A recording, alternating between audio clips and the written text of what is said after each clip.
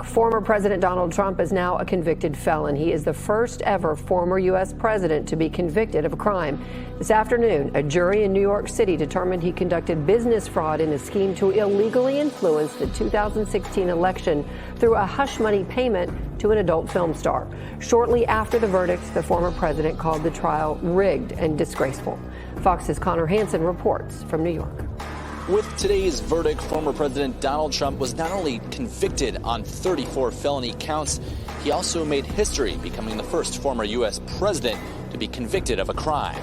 This was a rigged, disgraceful trial. Minutes after 12 jurors found Donald Trump guilty on all 34 counts, the former president delivering a message to the American people. It's okay. I'm fighting for our country. I'm fighting for our Constitution. Cohen, as well as directions guiding deliberations. While this defendant may be unlike any other in American history, we arrived at this trial and ultimately today at this verdict in the same manner as every other case that comes through the courtroom doors.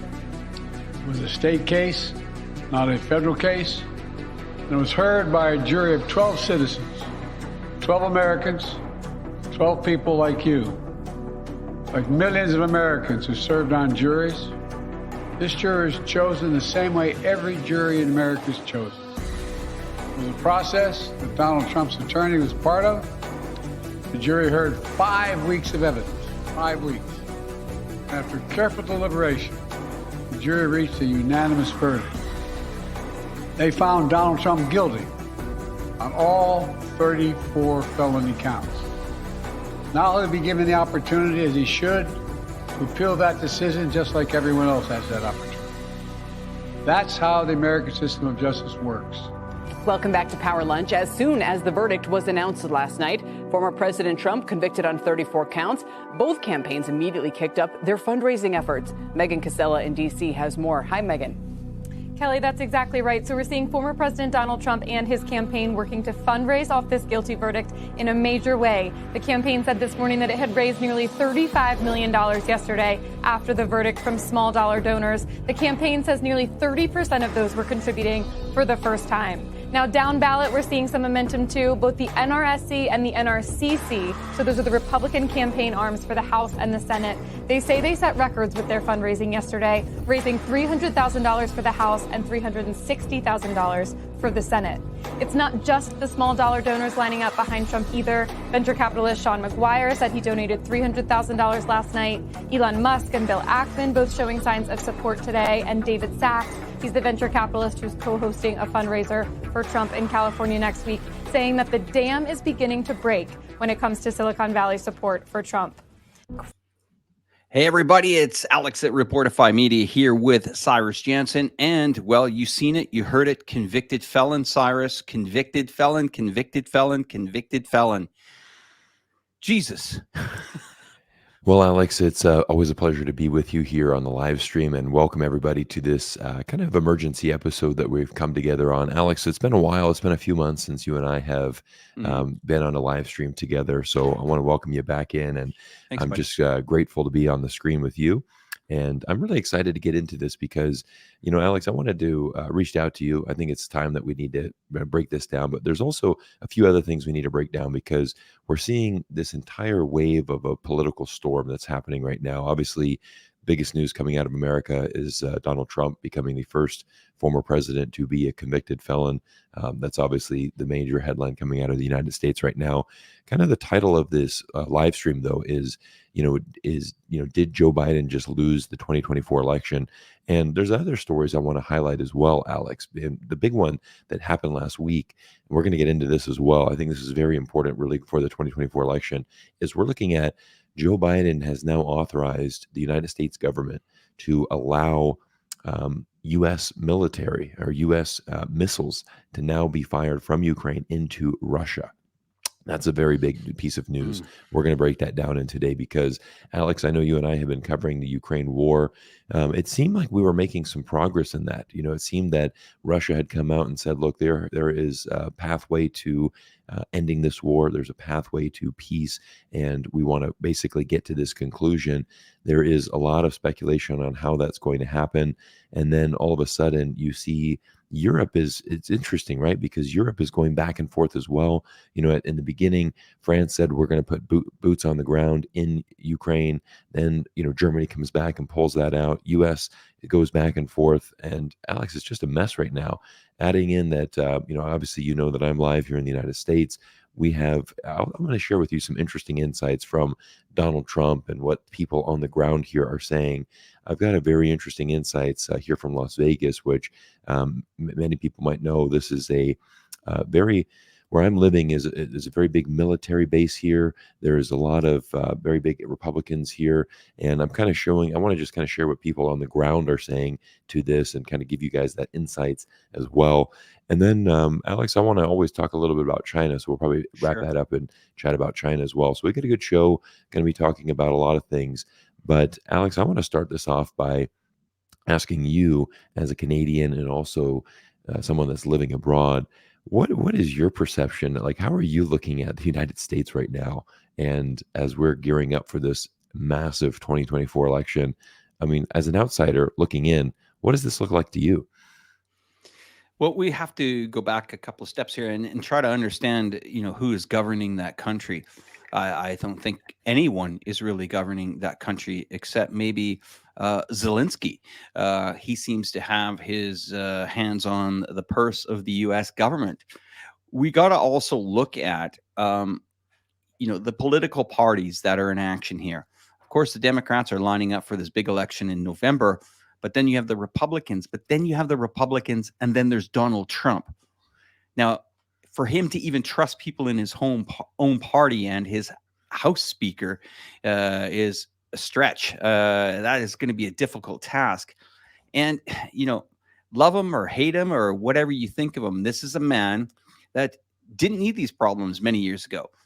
He was fine in his Margalo destination, top dog in New York, relatively being who he is, Donald Trump. Everybody knew that he was like the limelight. He had his own TV show, I think The Apprentice.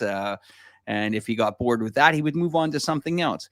Did he need this mess? But what this mess has told us and shown us is the exposure of the deep state, how America, doesn't matter how much money you got, doesn't matter who you are, if you're Elon Musk, if you're Donald Trump or whatever, this government, this deep state has the ability to do everything they can to take you down. Doesn't matter how much money you have. And this should be a warning shot to Elon Musk. As much as we adore him for opening the platform to creators like you and I, he is opening himself up for potentially what we're seeing Trump go through. An absolute joke of a trial. I don't care who you are, how you, if you're celebrating it or against it. This is a pretty goddamn sad day for America and quite embarrassing. Back to you. Yeah, I have a little bit of a different take than that, Alex, to be honest. I mean, I think what's interesting is I'm not a huge fan of Donald Trump to begin Sure. with, to be honest. I knew that. Yeah. The interesting thing is that, he essentially paid off a porn star. Okay. So he slept with a porn star. He paid her $13,000. Well, giving her the term star is stretching it. Let's just call her a porn whatever. But actress. Star is yeah. Okay. Well, okay, no star in my eyes. Yeah.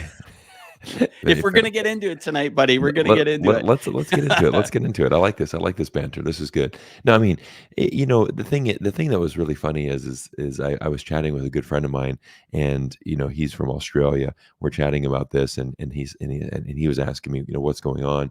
And I said, well, essentially, what he did was wrong. I mean, he did pay off this lady. He, did hide this and, try to basically bury it under the books. I mean, it is illegal. And what he did was wrong.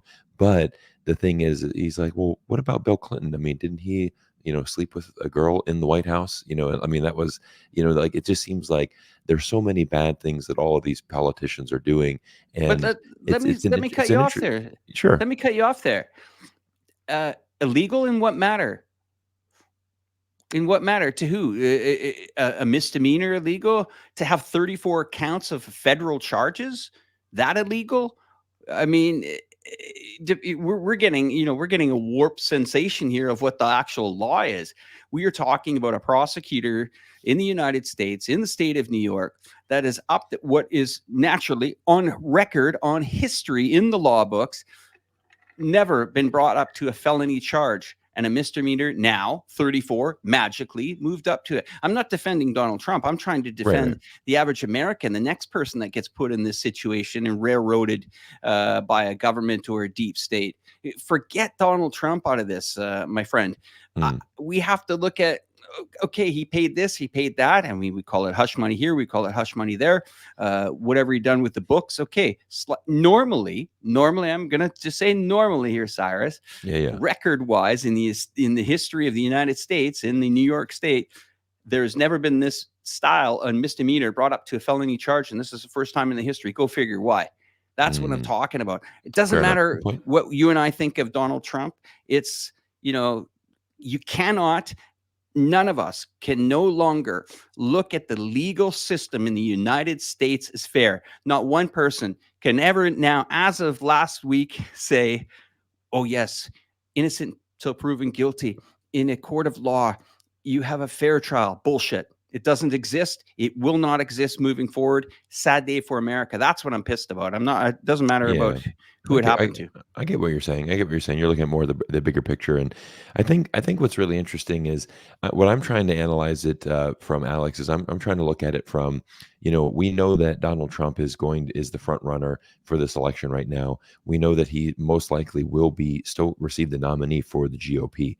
And I think what's really interesting is I'm trying to look at it from as a political analyst, seeing who is going to win this election and how is this going to affect the results. I got this really interesting survey that came out, and I think this is more what I want to focus on here. Let me bring this up. This is really interesting, and it's basically talking about how America's Trump's trial conviction would impact their votes. Okay, this is really interesting. This is from a NPR PBS poll. So there's probably some bias in there, but this is just an interesting point because it said that 67% of Americans, so this is a small survey of a few thousand, but 67% says that this trial makes no difference to them at all. Okay, now you have about 15% say they're more likely to vote for Trump, 17% less likely to vote for Trump. So essentially, what the biggest takeaway from that, Alex, this is quite interesting, is there's really no impact here, right? Because you're gaining 15%, you lose 17%, that basically evens out. The remaining 67% is no difference at all.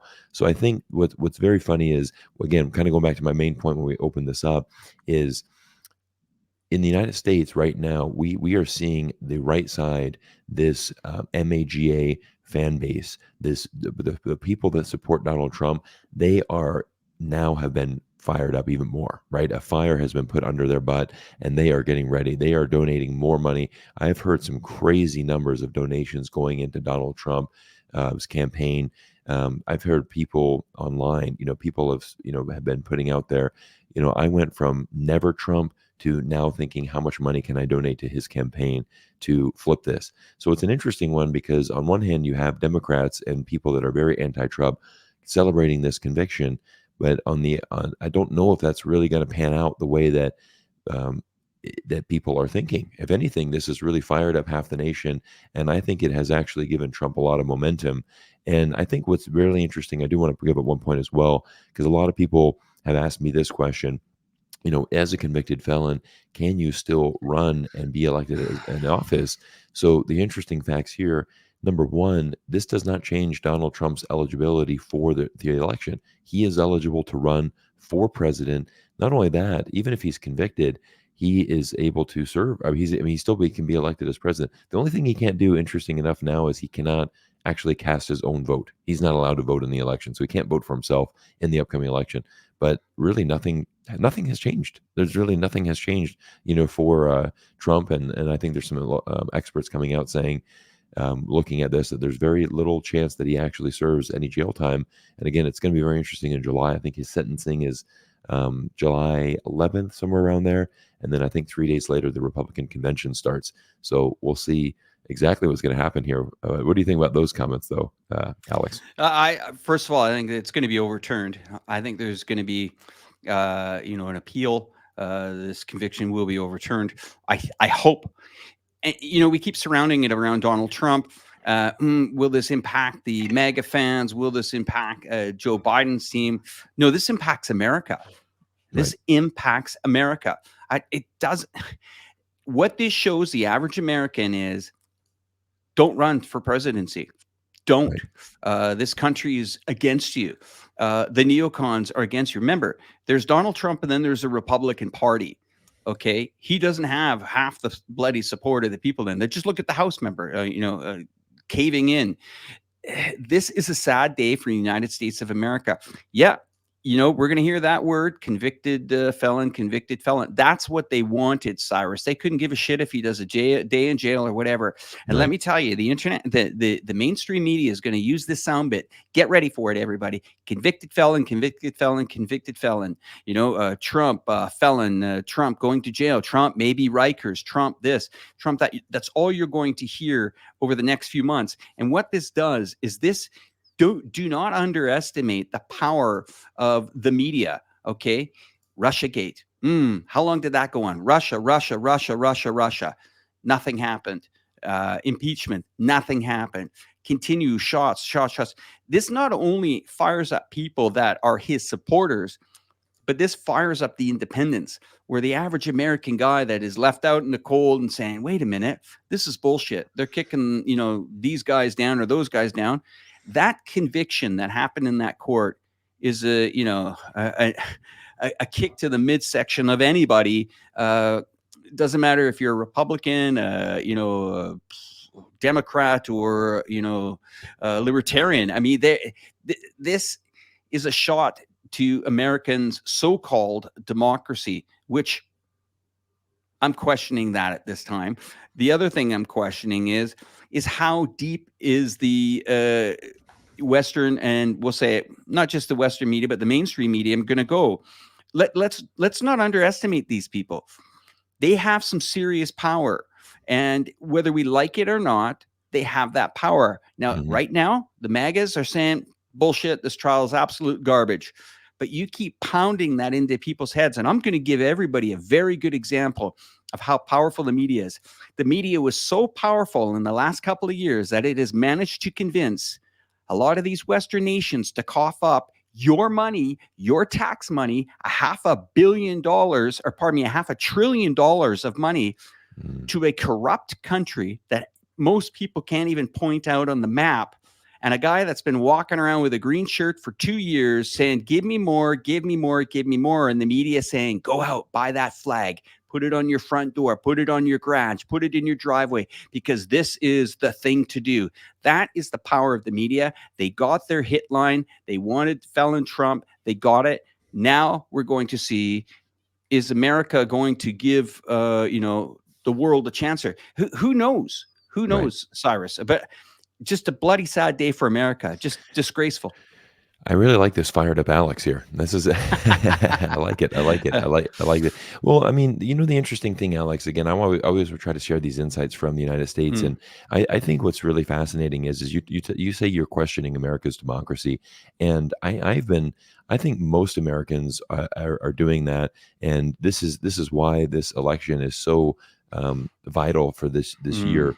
And but I want to just share my frustration as an American citizen, as a U.S. citizen, because what's so frustrating is that we always hear this battle between the United States and China, right? Okay, U.S. is great because of rule of law, because of democracy. We have freedom. We have all this thing. Look at this great opportunity that you get to choose your president. Meanwhile, in China, authoritarian, it's a dictatorship. There's no freedom in China. And I really, that is just so much propaganda, because the reality is that I would much rather have a competent leader that could actually get things done. And you have a system of meritocracy. You have a system of actually government officials being held accountable for getting things done. Now, I'm not coming out and praising China saying, hey, their government's so superior and it's amazing and everything's perfect. Obviously, China has its own issues. That's one thing. But this illusion of democracy in America that we have, it's like, okay, China's a one-party state. Well, guess what? America is only, one extra party. We have two-party states. I have a lot of people asking me, well, Cyrus, it looks like you don't really support Trump or Biden for this election, which is a true statement. I'm not really enthusiastic about either one becoming the next president. So, people have asked me, do you support RFK Jr.? Would that be your vote? The issue is that's a wasted vote, right? RFK's got no legitimate chance at actually winning this election.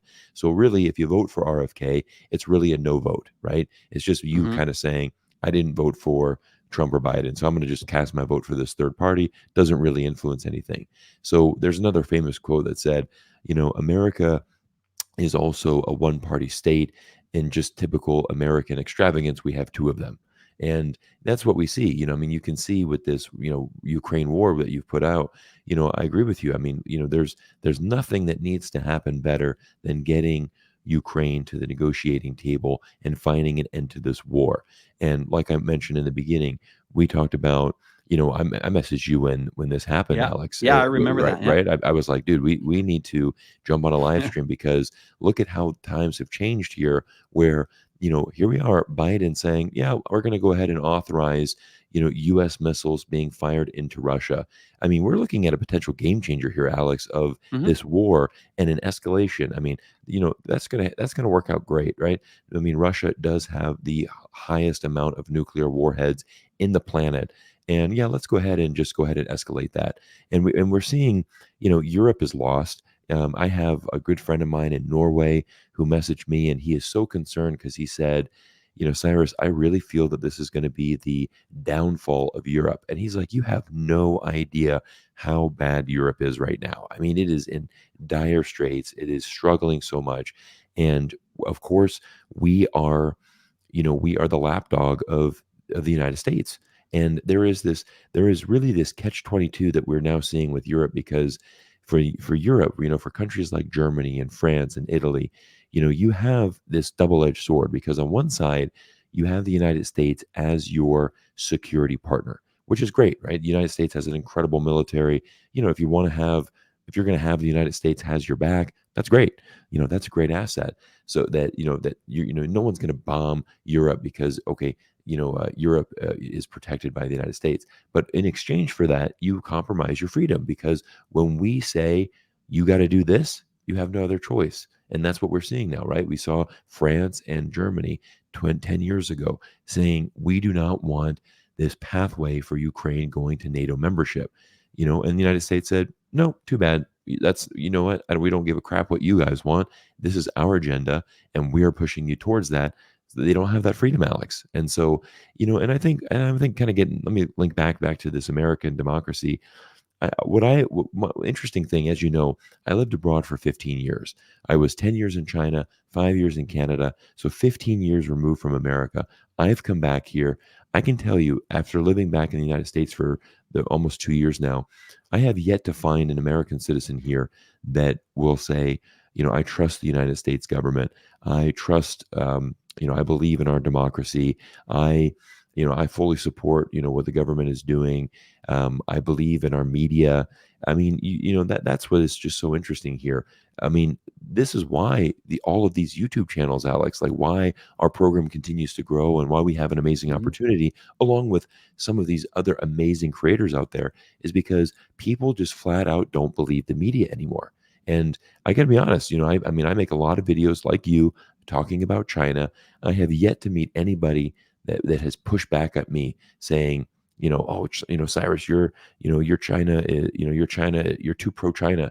Everyone's like, yeah, you know what? Like I have no trust in U.S. media talking about domestic affairs. So I know they're lying about everything outside. And, you're seeing a huge change, Alex.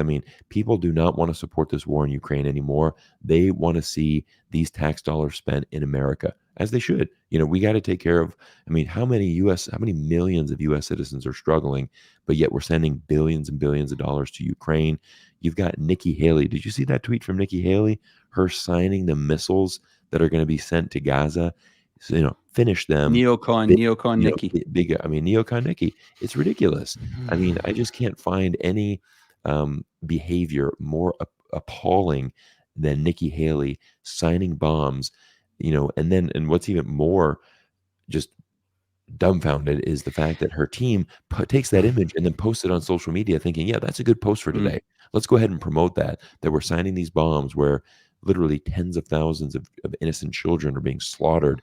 And, look at the hypocrisy. We come out and, Joe Biden, he doesn't have any red lines. He says, if Israel goes into Rafah, this is a red line. All of a sudden, Israel just storms in, bombs this refugee shelter, 50 plus people slaughtered, Netanyahu, sorry about that, guys. That was a miscalculation there. What did Biden do? Well, that did not cross our red line. No worries. It's just, the hypocrisy is astounding. Interesting point that you say that most of these nations do what America wants them to do, or lapdogs. That's true. But there's a new kid in town, and Russia's always been there in the backdrop, kind of saying, guys, we have a line. Don't come closer. Well, that line, the Americans did, and they went over it with electing 2 new countries to NATO. And the Putin government, the Russian military is ready. Let's go. They've risked their economy on it, and they've come out the other side. We are talking about a country that's had over 16,500 sanctions against it, led by the Americans. The next trigger they use is, let's cut them off by the SWIFT banking system. Lock and load. Here comes China. Here comes the RMB. There comes, de-dollarization. Okay, let's explode their pipeline. All right, no problem. We'll cut that off too. Now, we got to understand here that if the average person thinks that this Ukraine war is ending, even when it's over, we're talking histories and generations for whatever is left of the Ukraine. That's where the big dollars come in. That's where the big money comes in, where, okay, the Americans will say, well, we want some payback. We've used, 400 billion of our tax dollars. So we'll take the railway lines. We'll take the gas lines. We'll take this. Ukraine is finished as we know it. On paper, on level, the people that go in there, the passport holders, sure, that's Ukraine. But financially ruined, for the next, 3 or 4 decades at least, before that country can even be rebuilt. Russia's not going to sit there and say, yeah, okay, well, we'll foot the bill. Let's rebuild it. Let's just forget about it, kiss and make up. It's over. That territory will never go back. That territory has been fought over. Lives have been fought over. Maps have been rewritten throughout, since you and I have been born. They've been rewritten, and they will be rewritten. And that is the territory. That is the law if we follow the steps. But we have to ask, what on earth and what the hell is America doing over there? Why are they in there? Well, it's very clear. This is a country that loves to use the same playbook. Think about this for a moment. You're an American. You're sitting in the United States right now. But how far is Cuba from you guys? 90 kilometers? Something like that? Less than 90 right? miles. Yeah. So how can a country like Cuba that has been stuck under an embargo for the 60s be so poor with just being 90 kilometers off by one of the most wealthiest countries in the world? And this is how America gets its dominance. They go in, they destruct, they strip, they move on. Cuba, the best that they could get out of that is an embargo. Don't do business. Don't fly there. Squeeze them. Okay. They're still holding out. And I bet you the average person probably thinks Fidel Castro is still in power there, the average American. Probably. Then you go down to the border. Now the border, big issue. Okay. Big issue. Borders being flooded. Why are these people coming there to begin with? What happened to those nations? Why were they destabilized? All you got to do, look at Venezuela. Look at what they've done to the oil industry there. When you strip a country of its assets, okay. So they thought that this game plan would work against Russia. Okay, we'll squeeze them off. We'll cut them off. We'll cut the natural gas off. We'll cut them off the banking system. Well, they're too clever for that.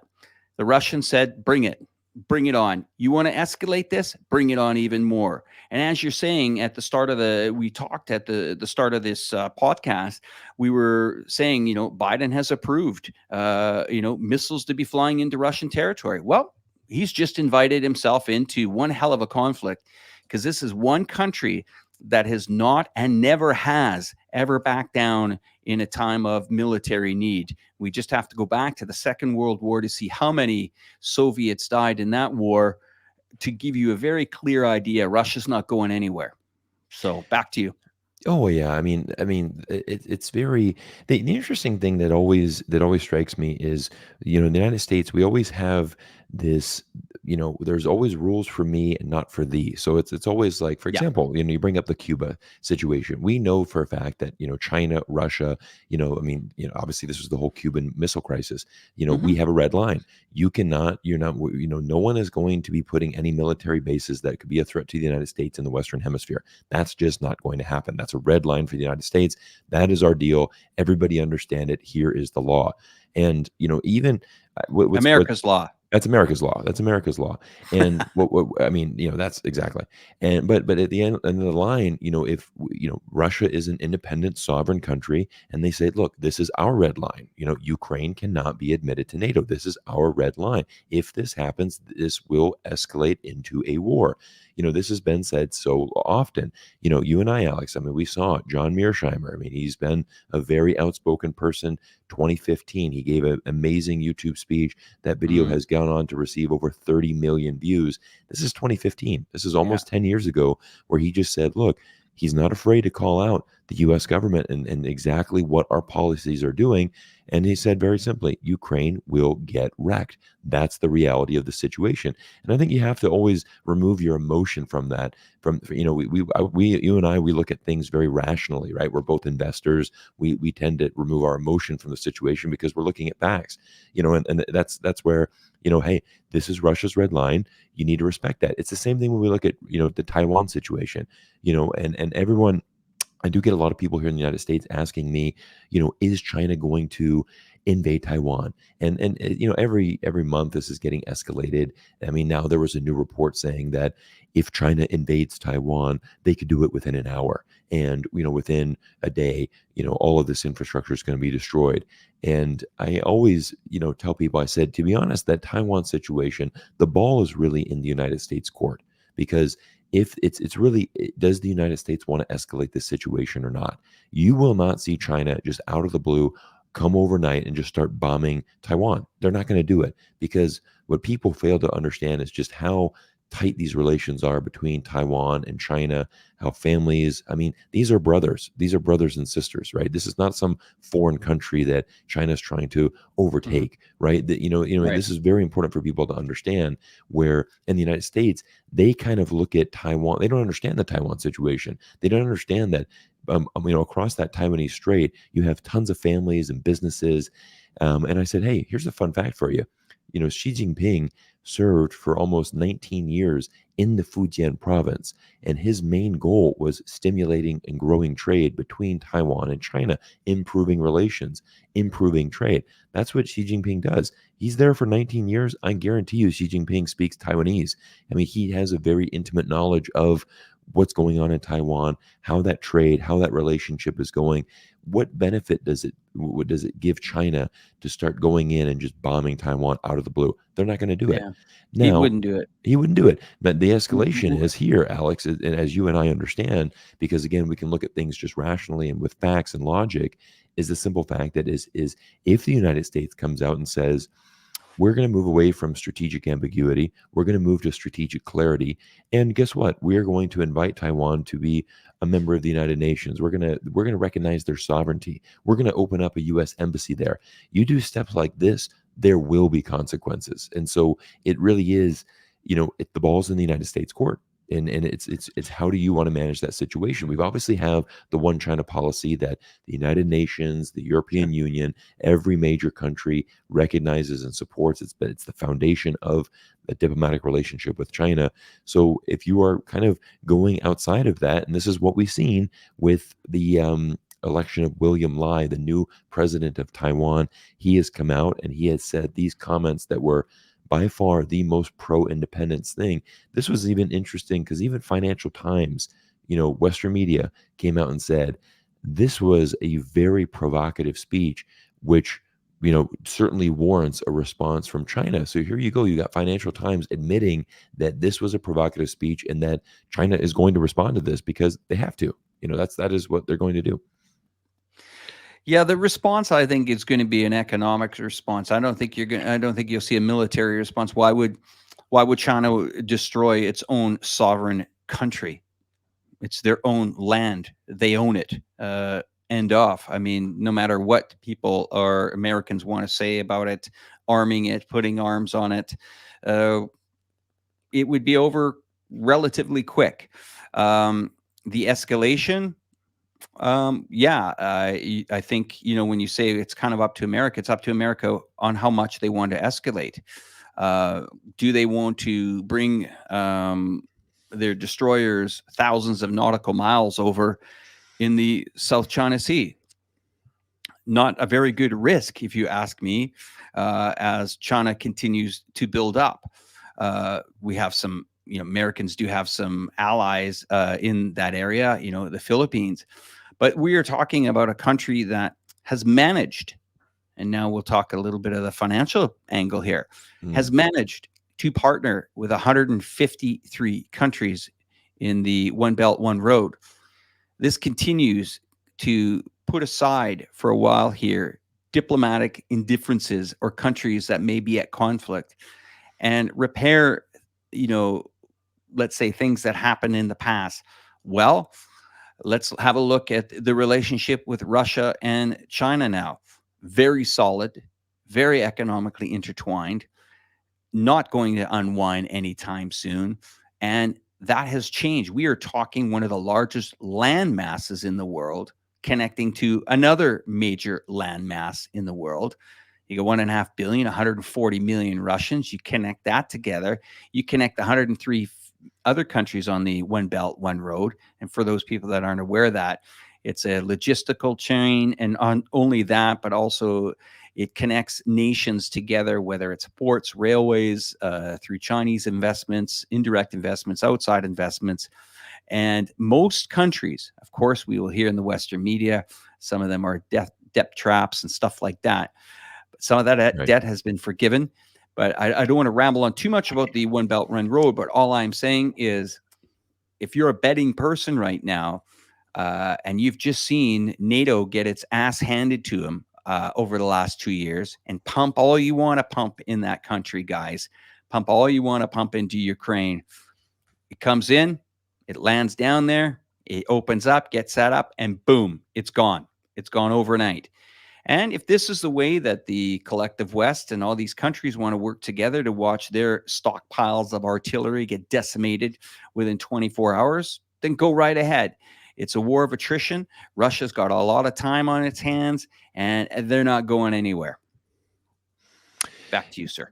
Oh, I mean, there's no doubt about it, Alex, that Russia's not going anywhere. And, I made an interesting video about a month ago where I found this amazing article that said Russia has been sanctioned 16,000 times, and they have evaded every single one of them.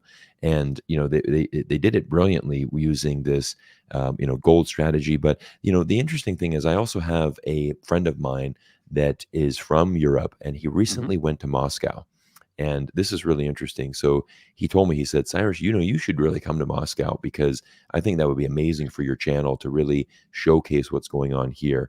And what's interesting is he met up with a businessman that owned the largest athletic store in Russia. And I think he told me they had 500 outlets across the country. And basically what he is saying is, what the sentiment, he was in Russia, I'm going to say, I think he was in Moscow for 4 or 5 days on business.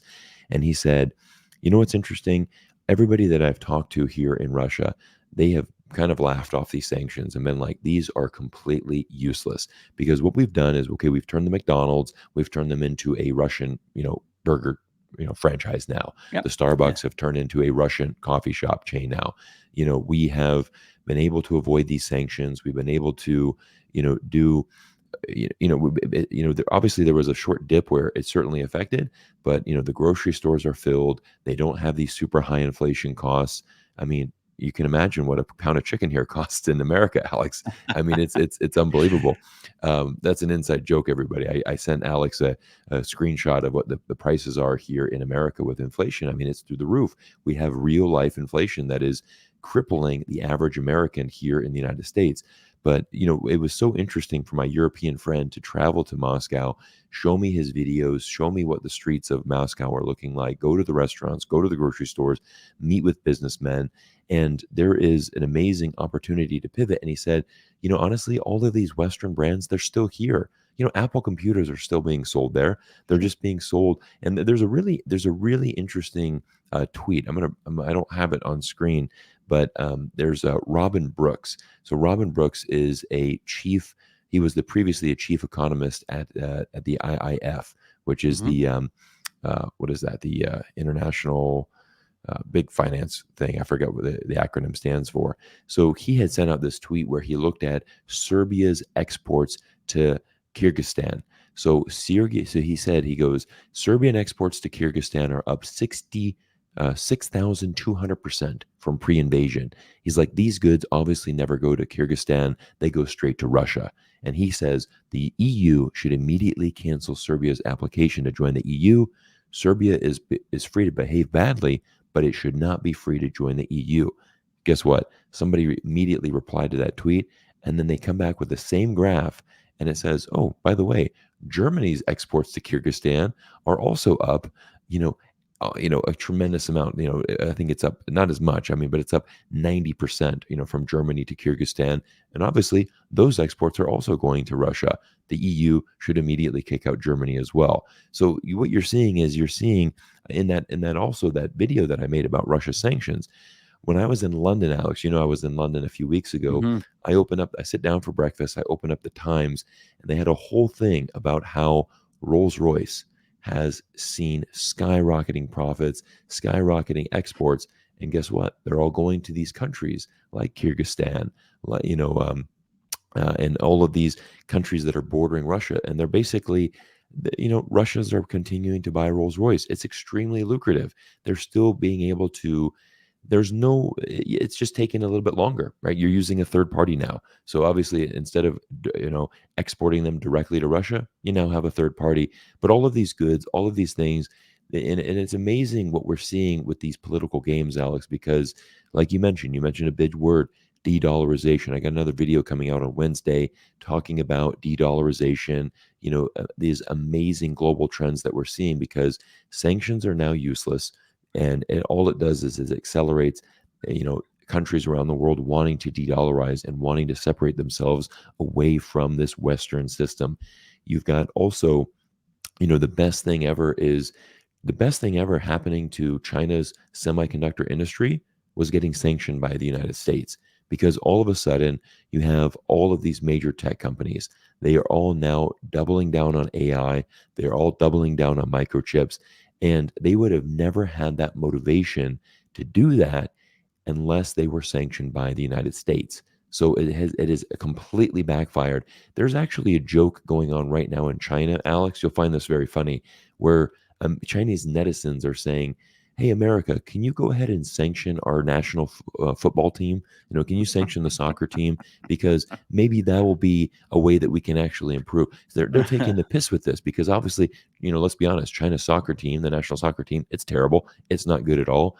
But this is what Chinese netizens are saying. It's like, hey, you sanction us on AI, it makes us stronger. You sanction us on semiconductors, we have bounced back resiliently and made us stronger. Again, this is why it's so bad for America, Alex, and I'll give it back to you in a second, is if they would have not sanctioned them, China wouldn't have had that motivation. They would have just said, you know what, let's just buy the chips from America. We don't need to develop them. America makes great chips. We'll just be your customer. But now, okay, wait, you're sanctioning us? Okay, no problem. You know what? We'll double down. We're going to pump billions into this industry because we're sanctioned. We're just going to do it. No difference than the Space Center, Alex. America said, you know what? We don't want Chinese astronauts on the International Space Center. What do you think about that? No problem. We'll go build our own. Now, guess what happens? Well, by 2028, 2030, the International Space Center is going to be decommissioned. It's too old. They can't use it anymore. So guess what? In about 6 years' time, China is going to have the only functional space station. And all of a sudden, America comes back, Well, I hope that China's open up to NASA astronauts. Hopefully you'll welcome us to our, allow American astronauts to get up there. Well, it's like, well, we'll see. Maybe not. But guess I what? doubt it. You're coming to us now. You're coming to us, and you have given us the power. So it's just very interesting to see these very short-sighted moves from the U.S. government. And again, I just love that comment of like, hey, go ahead and sanction our soccer team because maybe that's going to help us get better too. Yeah, I mean, just to add to that space station there, I would think you would be welcoming Russian cosmonauts before you see any astronauts float in there from the United States of America. It's just not going to happen. The trust barrier is over. It's gone. This trust for America when it comes to weaponry. I did do 3 interviews about a week and a half ago. One was the ambassador for China of Nicaragua. Oh, nice. The other was the deputy ambassador from Serbia, and the ambassador for China from Argentina. I interviewed all 3 of them, and it was I was sitting there interviewing these ambassadors thinking, maybe it's going to be a very dry kind of, conversation. And I haven't put these out on my channel yet. I look forward to those. Because I wanted to, talk to all 3 of them one more time just to let them view, to see what they said. They were quite bold. 10 years ago, I don't think they would be talking about America the way that they're talking about it now. And these countries, can I say this? I'll just use one of the countries. One of the countries basically said, we're waking up from one hell of a hangover from, American tariffs, America that, I don't want to get too heavy into it because it'll give away the country. But they just said, yep, Chinese came here about 4 years ago.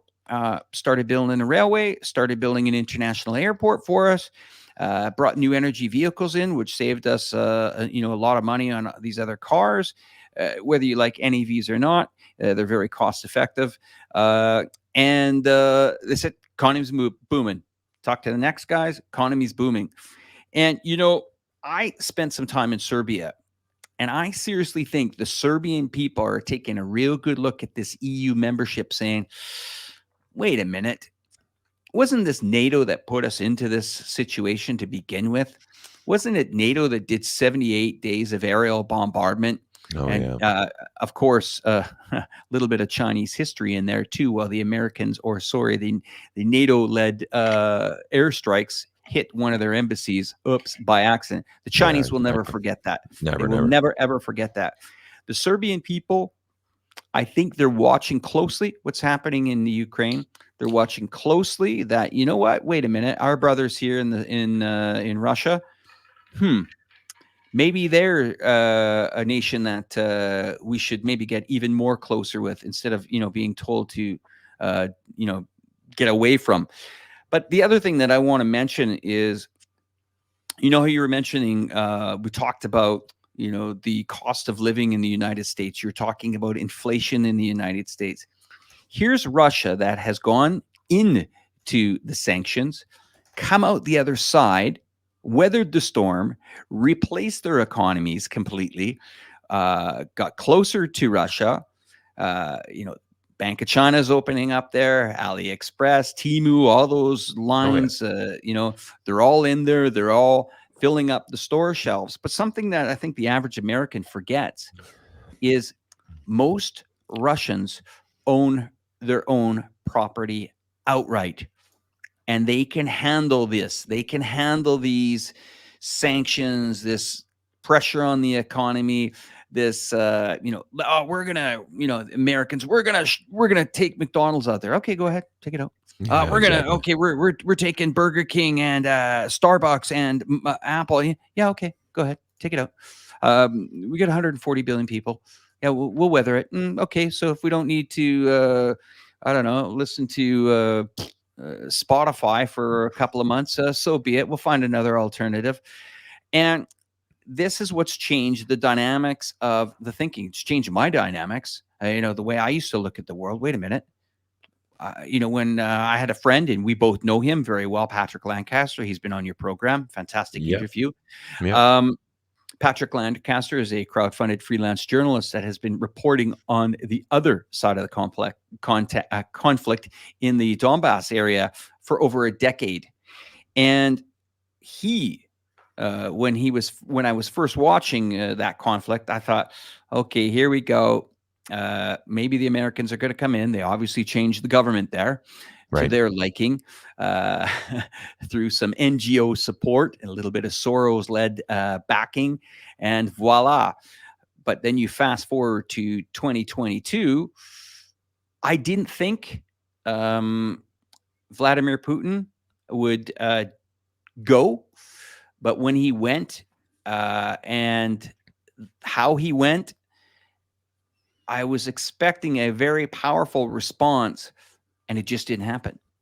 3 months into it, you and I started talking, saying, is this going to be over soon? And then, of course, the escalation, the countries start escalating, pumping money in. And that brings us up to, our next topic. You're talking about Biden and Macron. I'm going to pass it over to you to how crazy this is going to get. Yeah, so I want everybody to be up to speed to this because I'm going to be interviewing Colonel Daniel Davis on Monday. We're going to be talking we're going to talk specifically about that. I've really enjoyed building a good relationship with the Colonel because he's a great, kind of really up and coming YouTuber now. I mean, he's got a good channel that is growing, Alex. So I think we can invite him on our show in the future as well. To get him on a live stream would be amazing. But I'm going to be interviewing him Monday morning, specifically talking about this point as well, getting his insights from a colonel perspective from the U.S. military. But what's interesting here, Alex, is we just go through this quick timeline here, right? A few months ago, Macron comes out and says, I will not rule out putting boots on the ground in Ukraine. Now, what that means for everybody is that means, obviously, you can't have France acting independently. He's talking for NATO, right? You're talking NATO troops, NATO boots on the ground in Ukraine. Now, all of a sudden, we've got a full-on escalation if you're going to put NATO troops on the ground in Ukraine, a battle between Russia and NATO.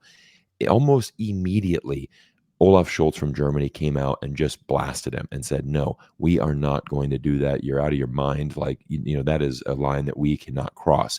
So you kind of send this signal, obviously, that Europe is confused on the situation. They don't know what they're doing, and you almost have this, I think Macron almost wanted to have this, it's almost like him trying to just say something on paper, like, hey, let's just go ahead and I want to say we could potentially put boots on the ground. It's almost a way of me just verbally kind of giving some support to Ukraine without really understanding the full context of that. Meaning that, okay, you want to declare a war, you want to declare NATO versus Russia and actually go down this pathway. Now all of a sudden, you've seen this Ukraine right now. The biggest issue with Ukraine is simply they don't have the men to fight in this war. That's the issue. It's not really a ammunition problem. I mean, that definitely is a problem, but it's not the main problem. United States is going to send an extra $61 billion. What people don't understand is that nearly half of that amount, Alex, about 28 billion of that actually stays in the United States. So 28 billion stays in the United States, replacing the ammunition that we have already sent, because our stock is already depleted big time. So that's what a lot of people don't understand. It's not like we're sending $61 billion towards Ukraine and they're going to get this big influx into their bank account. Half of that money staying in the United States.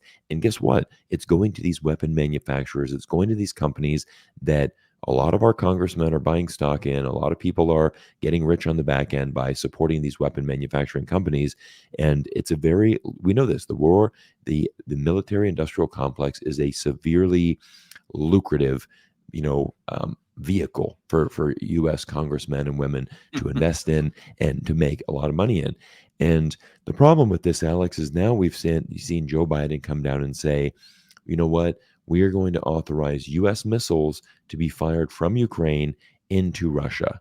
Well, that is now essentially, Alex, is this the United States declaring a formal war on Russia? I mean, is this one step away from moving towards a World War III? It certainly seems that way, and it is. You're playing with fire right here. That's basically the bottom line. I think what you'll see is, Russia has said, okay, we'll have a few rules, and I think it was kind of like, all right, we'll accept that these countries will pump in military aid into Ukraine. We'll accept that. I think they're kind of like, all right, if a rocket or two comes over to our territory, we don't like it, we're going to accept it. And I know I'm saying this in a calm manner. I'm sure it's pretty feisty in the war room when they're seeing it. But you take a jet, you fly it from a Romanian airport or a Polish airport or whatever, it's game on. And we seem to think that this is, and the average person is very, very out in the cold here when they think that this is the power that they're seeing of the Russian military. This is nothing. They don't even call it a war. It's a special military operation. This is nothing of the firepower that the Russians can do, and they will do. They're not scared of anybody. And that's the difference here, Cyrus, is that this nation has never really had to be tested. Especially in my lifetime, of course, the Soviet Union and Russia has been in some conflicts before, but this is full-on NATO, full-on funding, full-on machinery coming in, and we're talking big stuff. Even though one of the senators or the congressman laughed and said he was going to send the new stuff to Taiwan and the old stuff to the Ukraine. But the fact of the matter is, if Russia wanted to flex its muscle, it's ready. This is nothing yet on what they're capable of doing. And they're saying, guys, Macron, you put boots on the ground, we're going to blow these guys out of the water. They will probably be the biggest targets first. And how are these guys getting into these countries? I mean, I recently looked at the recruitment from one of it's called Visit Ukraine, one of what used to be a kind of like a tourist website.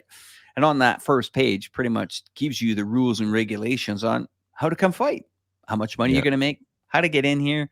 The requirements are quite easy.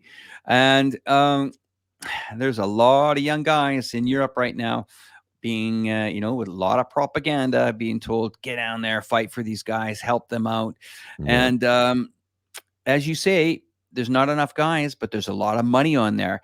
And we know some of these weapon manufacturers probably had a pretty good PR campaign going on saying, come on down, hop into a seat, be a hero.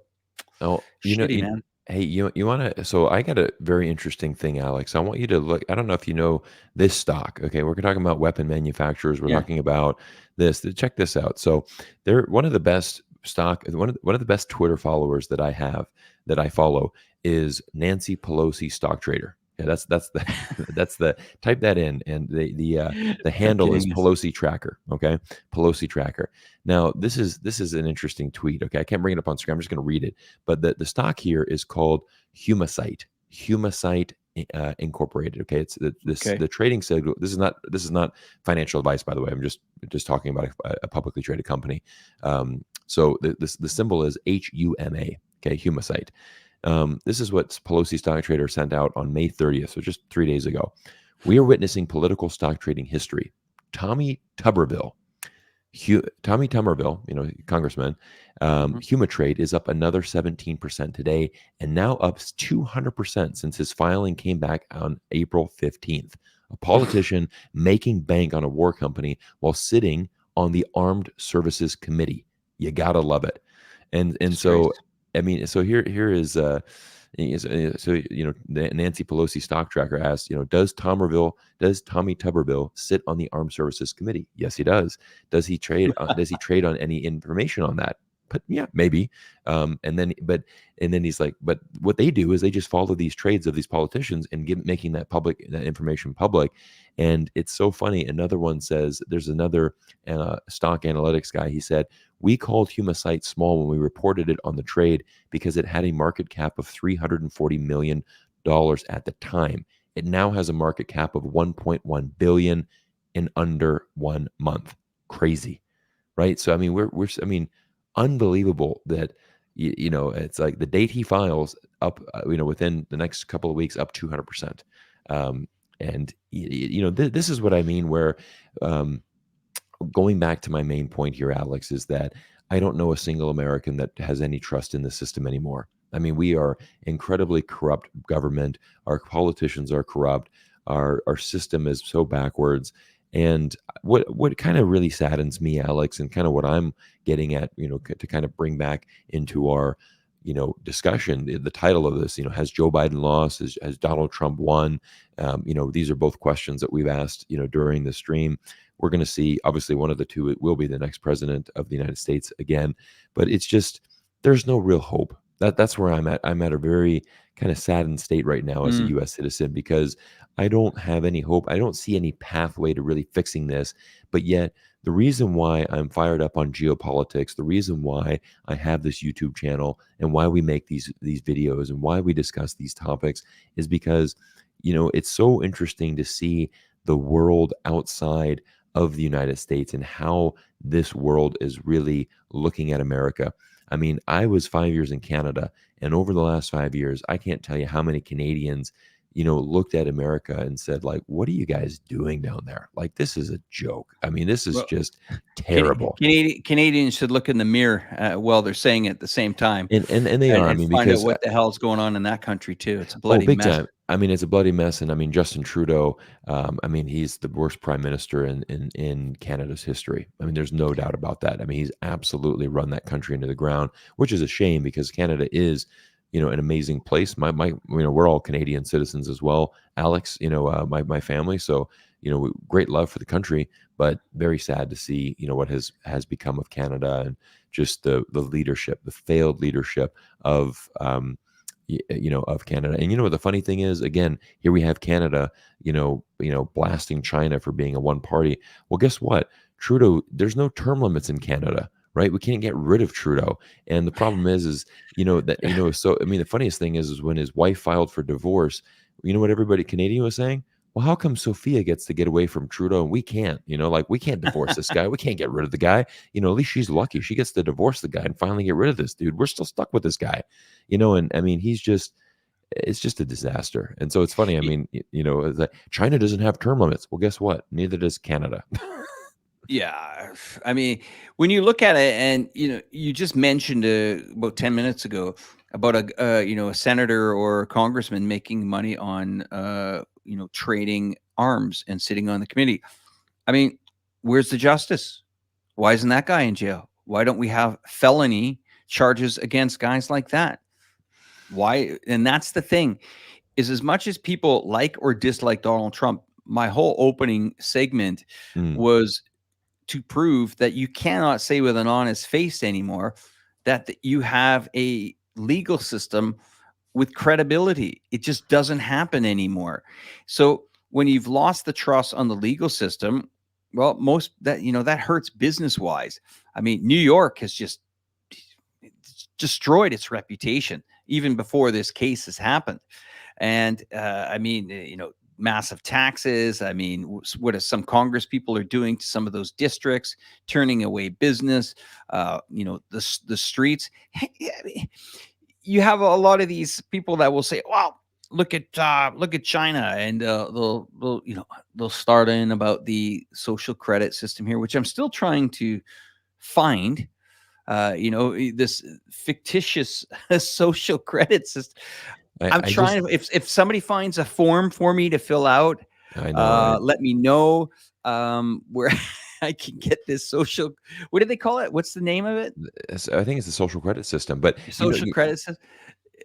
Like, find it for me, guys. I've asked a bunch of Chinese people. They look, says, what? I said, yeah, like a credit system. You want Alex, you want a credit card, or you want to right, like a social credit system? What is that? Yeah, so exactly. When you're seeing congressmen or senators making multi-billions of dollars and millions of dollars off of trades, going into being on the committee, I mean, we're worried about a misdemeanor charge that has been trumped up, no pun intended, to a felony of 34 charges.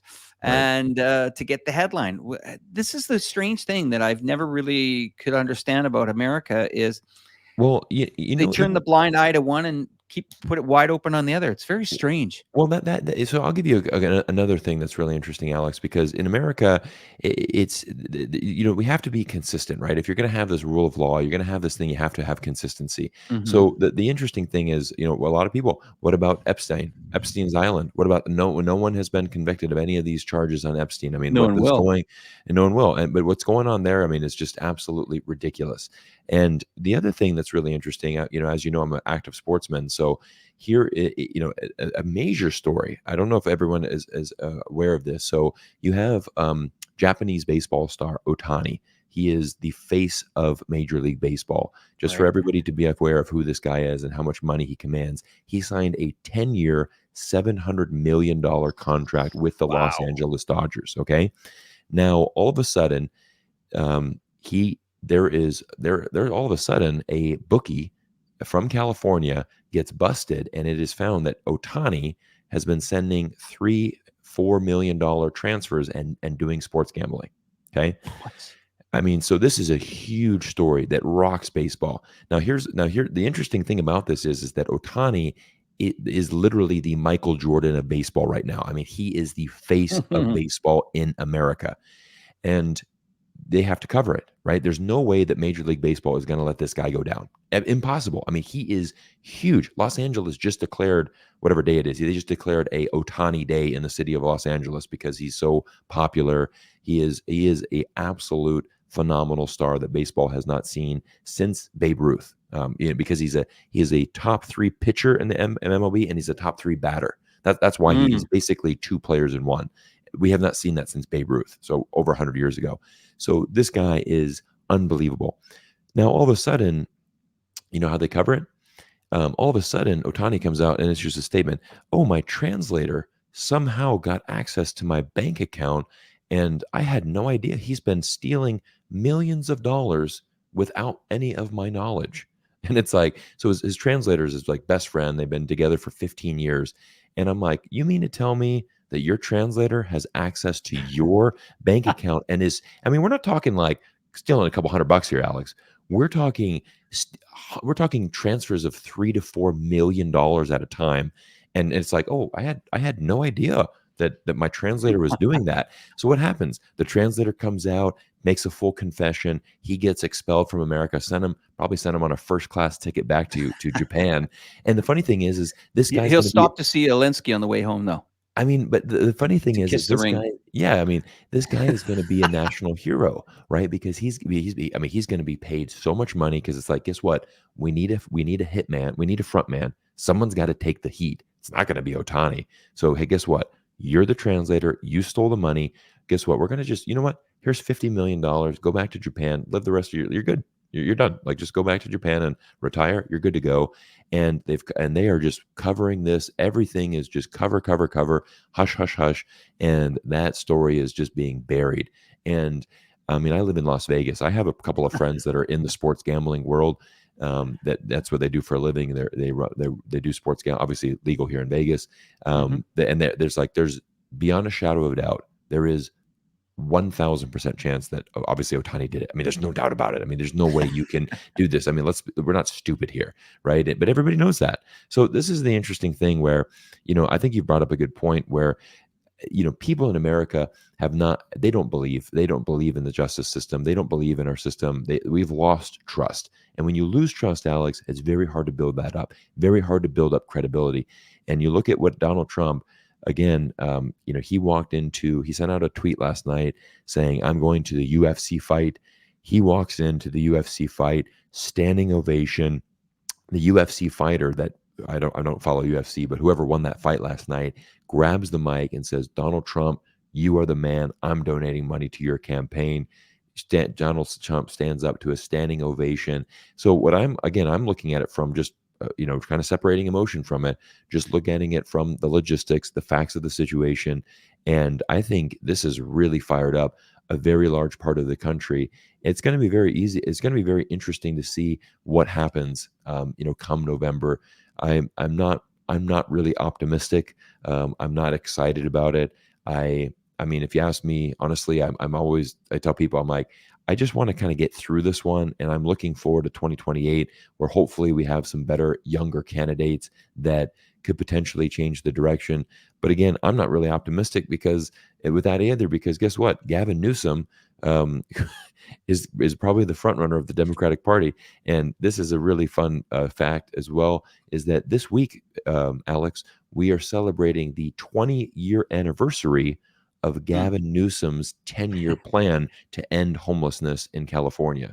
So I think that's a great, so that's who the Democrats are kind of saying, hey, the next Biden, the next front runner, from the next face of our party is Newsom. And that kind of just shows you American politics. You got a governor who has run California into the ground the last 20 years, to the fact where, again, I live in Las Vegas, 7 to 8 out, let's call it 8 out of 10 people moving to the state of Nevada are coming from California, citing the fact of how crap it is and just how awful it has become.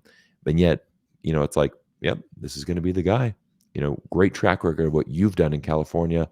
Let's go ahead and promote you to the face of the Democratic Party, and hopefully you can lead the country.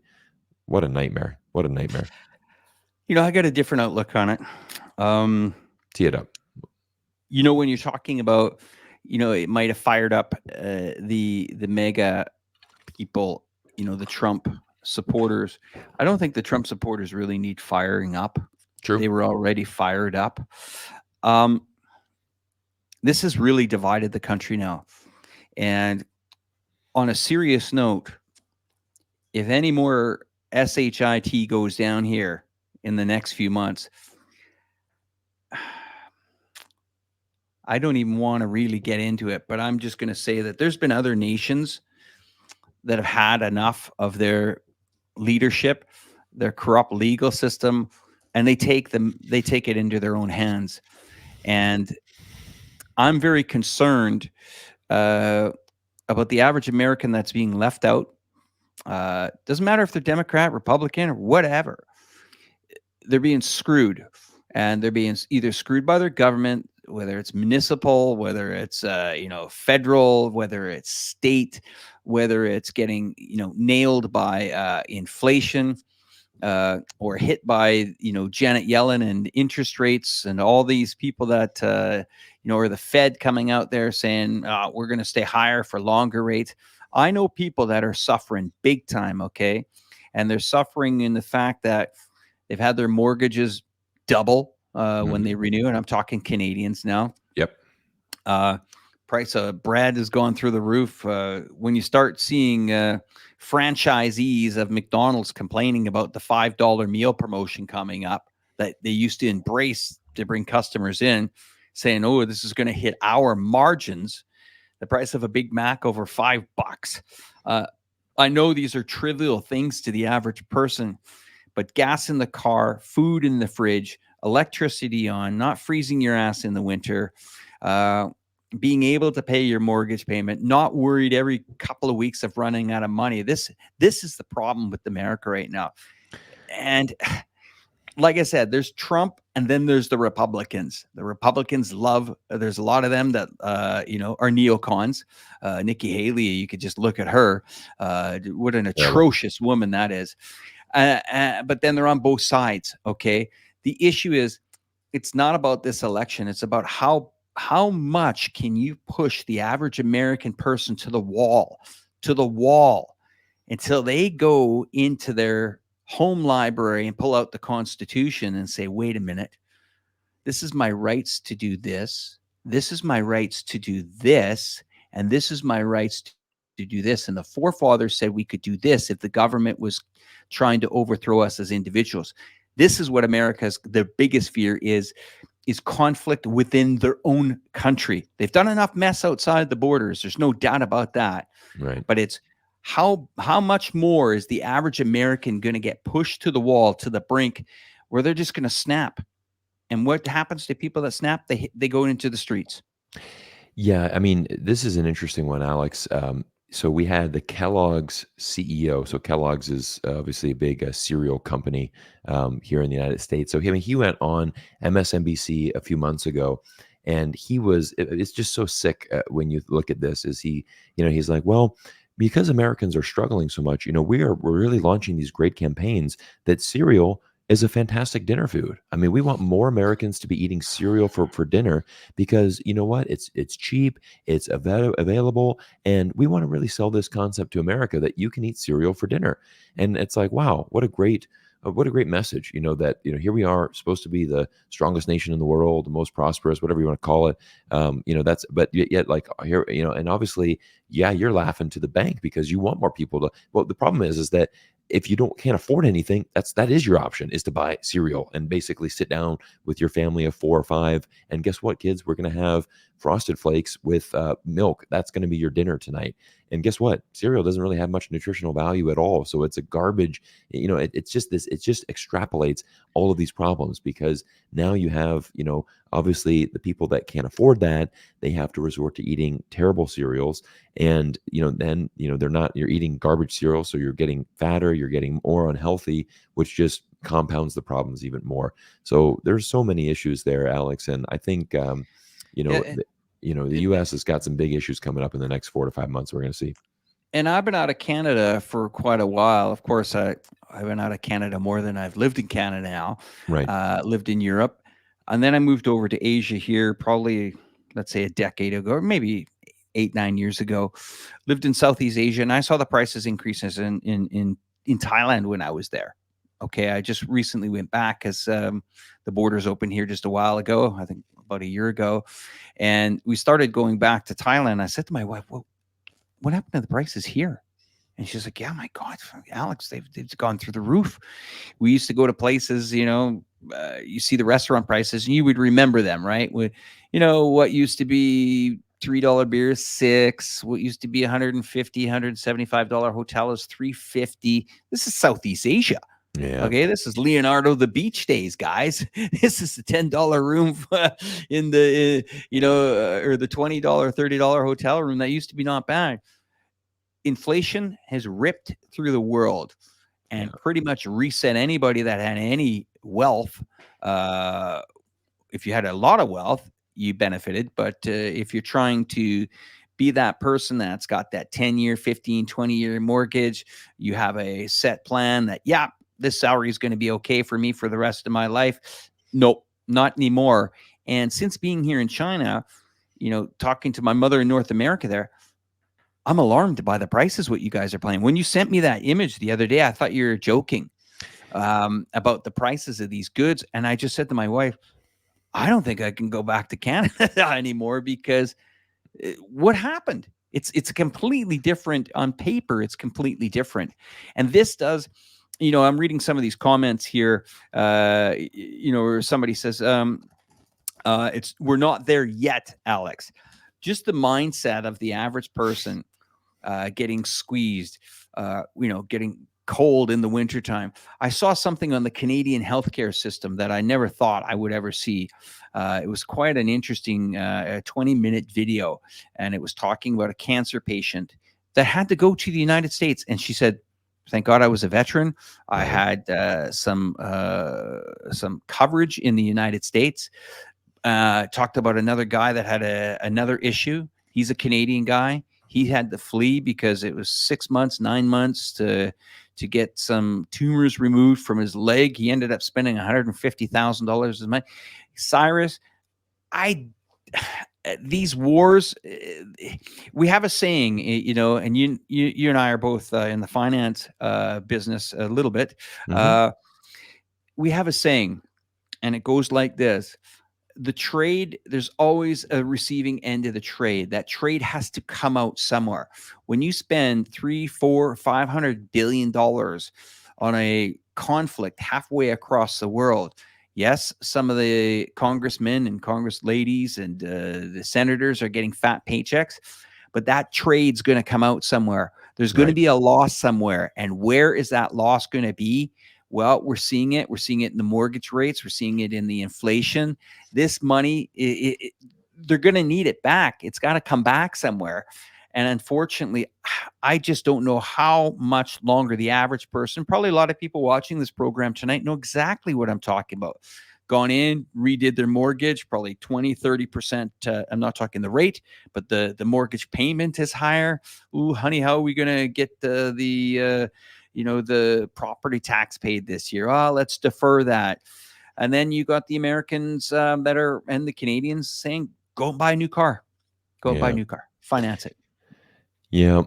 Alex, it's an interesting time. Yep. I want to let's wrap it up. I got some exciting news I want to share with everybody. You might have seen my community post, but I do want everybody to know. I did have a comment here saying, are you coming back to Asia at all? So I'm actually coming back. I'm actually leave on Tuesday. So Alex, I'm really excited to begin this trip. I'm going to be on the road with my wife and 3 kids for the next 7 weeks. So we're going to be traveling, actually going back to Canada. So we're going to first go back to Vancouver and spend about 3 days there, just kind of, visiting some friends and going back to Vancouver. Obviously, many people know I lived there for 5 years. So special place in my heart. Go back, kind of see, check in. And then we're going to fly from Vancouver to Guangzhou. And we're going to be starting this Asian swing.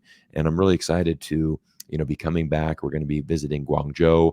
I am going to find a time to get up to Chongqing to meet with you personally. Fantastic. We're going to do some videos together. So everybody expect probably a live stream from Alex and I, potentially in Chongqing. We're definitely going to do some more walk and talk, some more videos. We have some things in the pipeline that Alex and I are planning right now.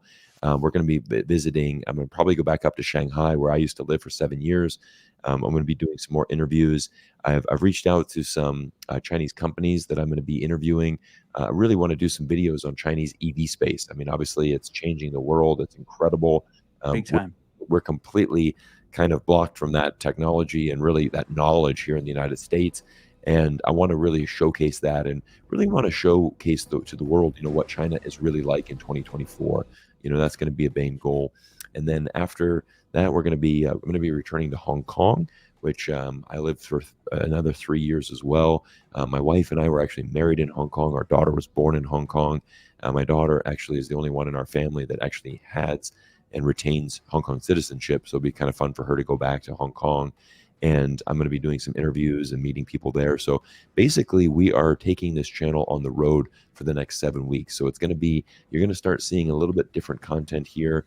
We're going to be live streams on the ground, a lot more, different type, but obviously still making our geopolitical videos, still doing our deep dives, but a chance, Alex, for you and I to reconnect in Asia again. I know a lot of long-term fans of the channel really loved our walk and talk that we did in Shanghai. That was one of our, that was amazing. I mean, that video went on to get over 600,000 views. And it just showed, Alex, how hungry people are really to see, what is China like, and we just had a very candid, open conversation. It was, it was great. And, it was so much fun Alex and I are close friends. We've known each other for 4 years now, but, we only met each other, one time, and that was in Shanghai. So, and also, I've noticed a lot of comments as well. A lot of people commenting on my hair. So at that time, I was you're looking good, man. Looking good. Now I got that Reporterfy Media, hairline coming in here. So I'm really looking forward to linking back up. But again, I'm going to be creating a lot of videos on the ground in China. Again, going to Guangzhou, Shanghai, Chongqing, and Hong Kong. And then we're also going to go to Japan, and we're going to kind of check out Japan for a week as well. And so kind of really excited. So very excited. So expect some new videos coming out, and definitely expect some more collaboration from Alex and I in the future. We are also looking at taking this live stream because, Alex, it has been too long since you and I have been on a live stream. It's been, I think, at least 3 months. So you and I need to change that. We're going to be making this into a regular thing that you guys can enjoy at least once a week. I think we need to really commit to that. We need to commit to that and really, up this. And we've got some potential new sponsors that are going to come in and help us be able to do that. Really excited about that. So stay tuned, guys. We got a lot of things. Alex and I are working a lot on the back end, and we got some new things that are going to be very promising that's going to be rolling out over the next 60 to 90 days. So stay tuned. And last thing, I do want to give a shout out to all of the members of the channel. A lot of people were chatting about that. So thank you guys for everybody that's a member of this YouTube channel. I also want to thank John Lee, who sent in a nice $20 super chat. So, and everybody that supports this channel, not just monetarily, but just with your time. Time is our most valuable asset. Yeah. So, guys, I mean, we passed over 1,000 people watching it on the stream today. Yep. Tuning in and spending 90 minutes with us today. Alex and I, we both love that. So, really, really, thank you so much, and really, really looking forward to it. Well, you heard it from the ambassador of peace, Cyrus Jansen, there on the other shores of the world. I want to say also thanks, everyone. And yeah, we have a special guest coming to China. I want to see who you guys think it is in the comment section. You tell me who you want to be sitting right beside me here in the next few days. Of course, we're going to meet Cyrus Jansen eventually when he gets over here. He's got a busy trip to do there, and can't wait till you get over here, Cyrus. It will be absolutely fantastic. Do not forget to support Cyrus Jansen's channel. My link for his channel is in the description below. If you haven't heard of me on the Cyrus Jansen channel, just look at that in the corner there, the left corner there, in the bottom, Reportify Media. You know how to find me there as well. We will now say goodbye to you guys. A little bit of music and a nice little backdrop, and we'll talk to you guys in the comments. Sound good, Cyrus? Sounds great, Alex. Thanks for a great show, and we'll talk to everybody soon. Cheers, guys.